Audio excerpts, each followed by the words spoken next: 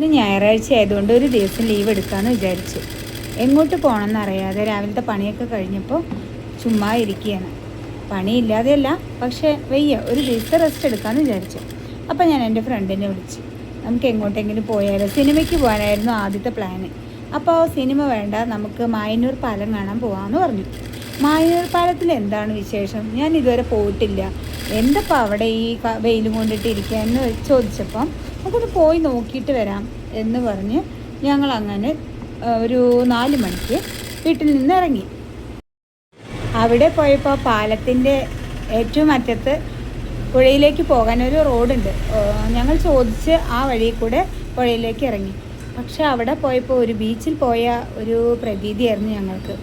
ഐസ്ക്രീമും അവിടെ ചുറ്റുപാടത്ത് നിറയെ ആൾക്കാരും വെഡ്ഡിങ് ഷൂട്ടും ഒക്കെ നടന്നിരിക്കുന്നുണ്ടായിരുന്നു. അവിടെ കാണാൻ നല്ല മനോഹരമായ സ്ഥലം. ഇത് എന്തുകൊണ്ട് നേരത്തെ വന്നില്ല എന്ന് അവിടെ പോയപ്പോഴാണ് തോന്നിയത്. അങ്ങനെ ഞങ്ങൾ ഓരോ റീൽസൊക്കെ എടുത്ത് വെള്ളത്തിലൊക്കെ കളിച്ച് കുറച്ച് നേരം അവിടെ കാറ്റുകൊണ്ടിരുന്ന് ഞങ്ങൾ തിരിച്ചിങ്ങോട്ട് പോന്നു. കുറച്ച് ഇരുട്ടായപ്പോഴാണ് ഞങ്ങൾ അവിടെ നിന്ന് ഇറങ്ങിയത് തന്നെ. അപ്പോഴേക്കാണ് നിറയെ തിരക്ക് വന്നു തുടങ്ങിയത്.